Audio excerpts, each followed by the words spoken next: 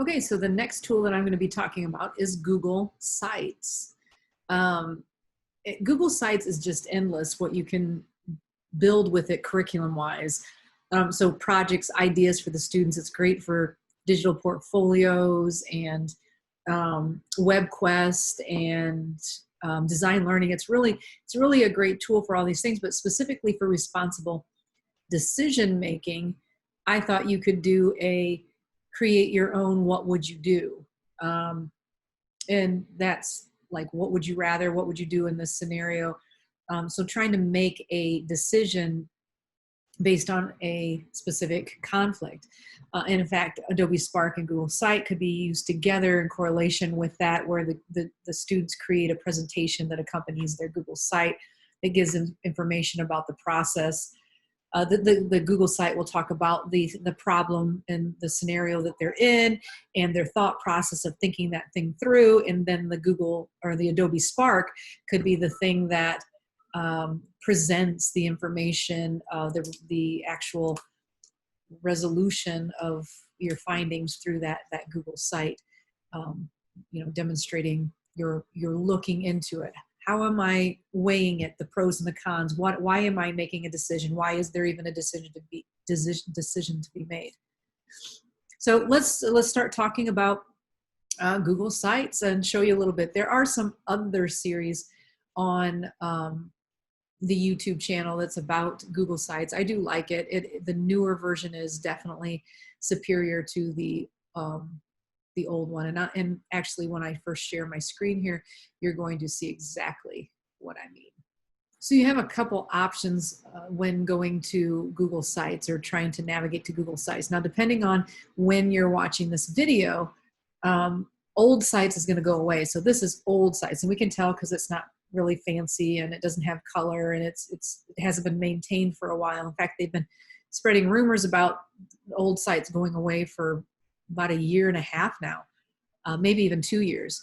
So over here, you can go to new Google Sites, but eventually this entire window will just be the new Google Sites. It is connected to your Google account, and you can access it this way. It'll give you that same weird look that I just showed you, but it takes me directly to the Sites app.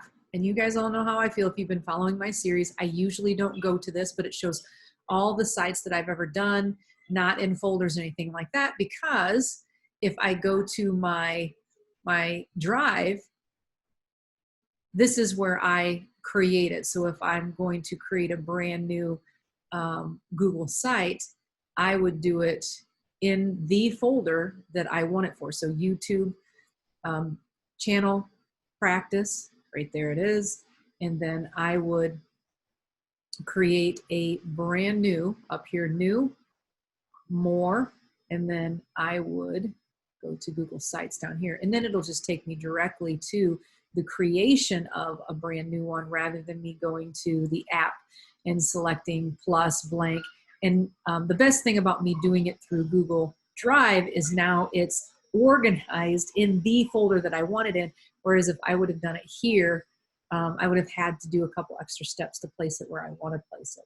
Okay, so now I'm in my new site, and as every application within Google, and even other things that I've been working on through this series, I give it a name, and I'm going to call it, what would you do?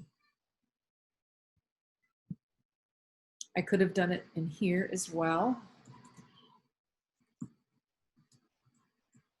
And then over here, I have 3 things, insert, pages, and themes. Insert is the tab or menu where I can insert anything. I can also do that by just going on the page and double clicking, and it'll give me embed, text, images, and drive. Also, when you hit drive, it'll give you the option of uploading. Same thing with images, you can upload things to there as well. Pages allows me to add either a page or a link. A lot of times people hit that plus so quickly that they don't see that you can also create a link. Now, why would I want to create a link? If I wanted to show up in my navigation, but not be a page in it. So I'm going to create a new page just to show you a new page. And I'm going to call it the scenario. Whoops, got to click on it.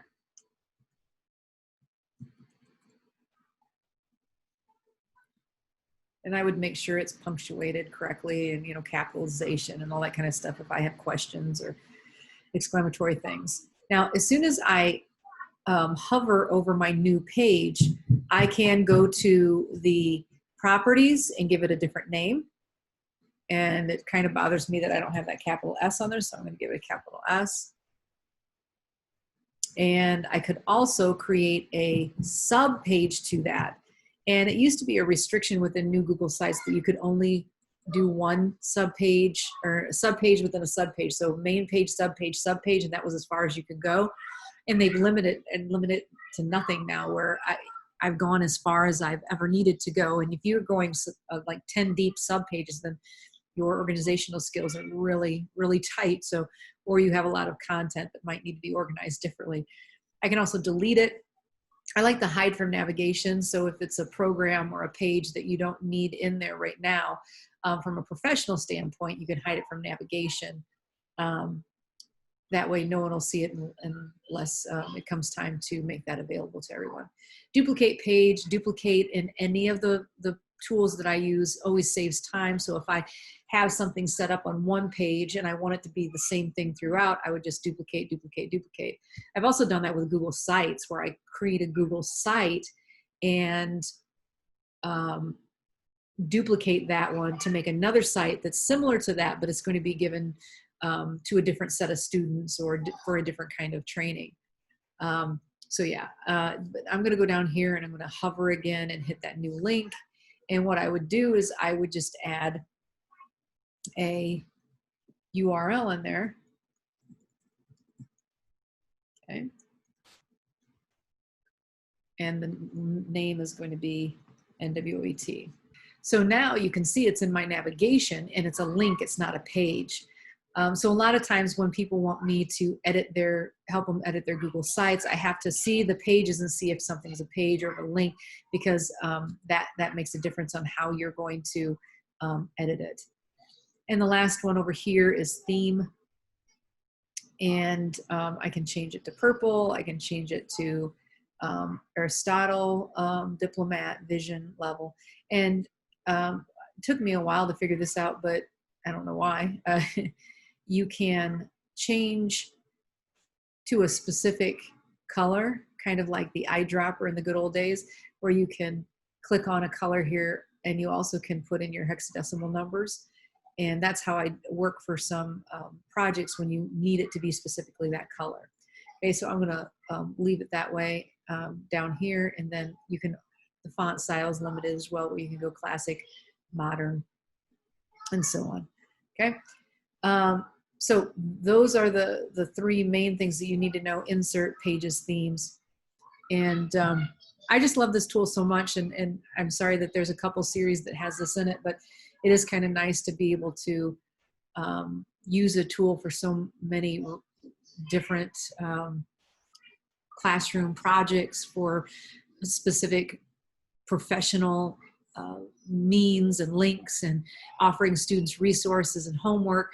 But for this case, we're doing it for the students to create a what would you do. So you give them the scenario, and then we might have another page that's going to be the analytical page, where they're going to, so let's put analyze. And I'm going to put that one, I'm going to say done, and it's going to put it right in line with home. So boom, boom, boom. But I'm going to grab it and drag it under scenario. And I'm going to have it be a sub page of scenario. So all I did was click, hold, and dragged on it. So now analyze is underneath scenario. Now, anytime I want to edit a page, all I have to do is click on that page, and then I go to it, and it'll allow me to edit it. So in the beginning, I told you that you can double click or use the insert menu for inserting content in here. I'm going to put text, and basically on the what you would do home page, in any home page, you write an explanation. Like why, this is a splash page. Why are you doing this? Okay, so I'm going to be going through a specific scenario and analyzing what I would do in that case, showing you the plus and minuses, and then coming up with a responsible decision at the end. But it's going to be building this website to show you how they thought about this process. So always the home page is the splash page, and it's always like, this is what we do, this is what I'm going to do, this is the introduction of what you're about to unfold. Now with the cursor in there, and as I hover, you can see things kind of popping up. Know that when you move around the interface, you're going to see different things. Now it's not going to go bold unless I have something highlighted. So now it'll go bold, italic, and alignment, bullets, all that kind of stuff. These are just some basic editing tools that exist. You can also add in some code font if you're good at that. But I'm not going to do that today because we don't need to. We really don't need to do that. But I'm going to show you that if I'm in this, even if I'm at the, just clicked behind it, I can change this to title, heading, subheading, and then small. But I'm going to change it back to title. Just going to add an image, because in this responsible decision-making integration project, I basically am just going to need text and images. So I could go to Google Drive, I could go to URL. Anytime you right-click on an image, it'll say image link or image address. I'm just going to search for something here, and I'm going to do a brain or thought bubble, thought bubble.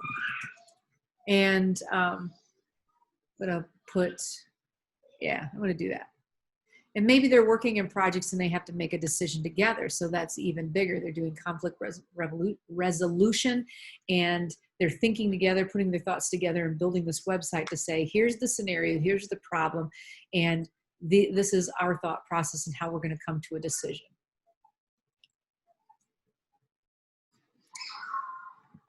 The embed function that I showed you earlier, you can embed something with a URL or embed with embed code. So if I have a URL, let's say from Google, here is a Google document, here's a drawing. All of these things, since they're in Google, they have a URL. So I'm going to right click and get shareable link. Make sure that everybody can look at it. So anyone with the link can, we don't want them to edit it, we want them to view. And then I'm going to hit done. So now when I go into my Google site, I can paste that URL and it will embed that Google Doc. Now this is what embed means. It will put it inside a frame that'll allow it to be seen inside this web page. You don't click on it, it opens another tab or another window or anything like that. Okay. So yeah, and then basically images you can upload, or you can select an image, and I think it's going to look the same as we did over here on the double click. And then of course I can always navigate to my Google Drive and pull anything out of that. And then as we go down below here, I could have chosen a layout, and then they have some new tools that they've added. If you go to my Google Site series, there's a whole bunch of itty bitty videos, and then there's a video at the end like what's new. I talk about all of those in that one as well, in that video. So now I'm done with my wonderful project. Of course, I'd be building it for days if I were in my classroom, because it takes a lot to, one, organize a website. So one, I would give them the assignment, the scenario, and talk about making responsible decisions. If I'm taking this concept or this idea from a text or a book or something in my social studies series, and asking them what they would do if they were in this scenario, I would have that discussion. We would go through that process of analyzing the curriculum through whatever's in the textbook or in the series that we're working on in class. Then I outline my project, and then I would start building it here by adding pages, sub-pages, and then inserting the things perfectly for those pages, text on each one, and then, of course, formatting them to make them look really nice. So in here, you write an explanation.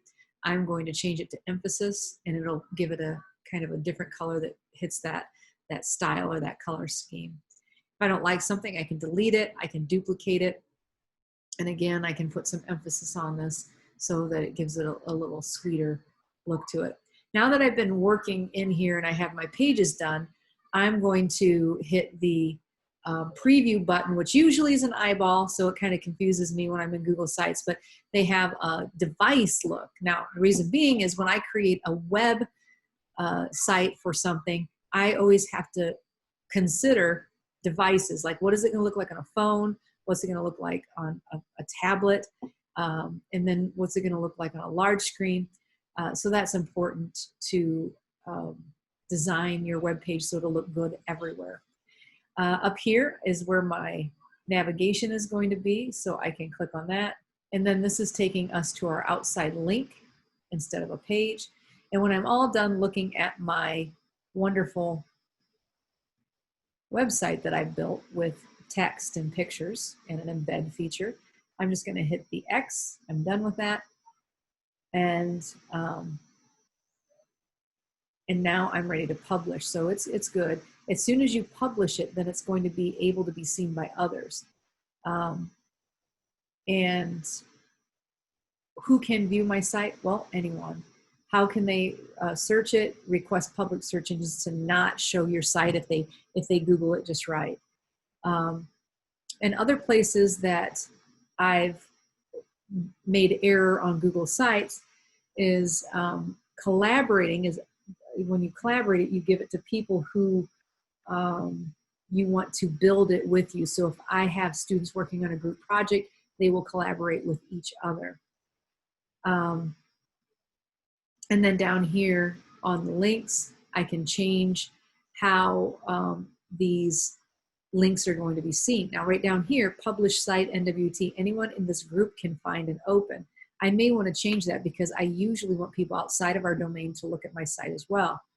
And that was all done through the little guy up here with the plus sign, and then hitting the links and change. So you can click the drop down and change all of those restrictions based on this website when it's published. I have taken websites to people before and they're just like, I can't get into it, it says it's restricted, and it's because I've only limited it to NWOET people. This gear is new, so like I said, it's not important to our project today, but I just wanted to show you that that gear exists. The more exists. Now Google Sites has a version history, so that's kind of nice to be able to use that. And that's where I get my duplicate site option. So if you're interested in using Google Sites a little bit more detailed in depth, some of the tools are in that other YouTube series. There's a couple of them that have Google Sites in it where you can learn a little bit more about it.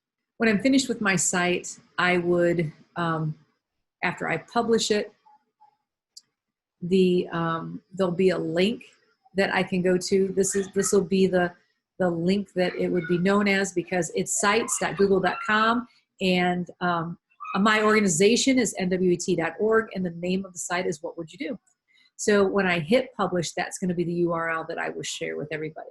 But also this will become live, and you can customize your published link as well. Okay, so that's Google Sites again. Like I said, there is a YouTube series that will help you understand some of the tools a little bit more detailed. Mainly, I just wanted to show you the basics, because if I'm doing this as a responsible decision-making project for my students, the students are going to access the Google site, and then you're going to give them a rubric of what you expect them to do, and then maybe even tell them the limitation on tools or the expectations. Every page should have 2 paragraphs of text formatted consistently across all the pages, and have images that convey your meaning about the responsible decision that you've proposed. Okay. So that's it on Google Sites, new Google Sites, because old Google Sites, you can still create in them, but they're dying. I think it's the end of this year. So I got an email last week saying that. So if you're watching this in August, it soon will be eliminated and you won't be able to update them anymore. So I'm happy that we had a chance to share Google Sites, and I will move on to the last tool that I think you're really going to like, which is called Storyboard That.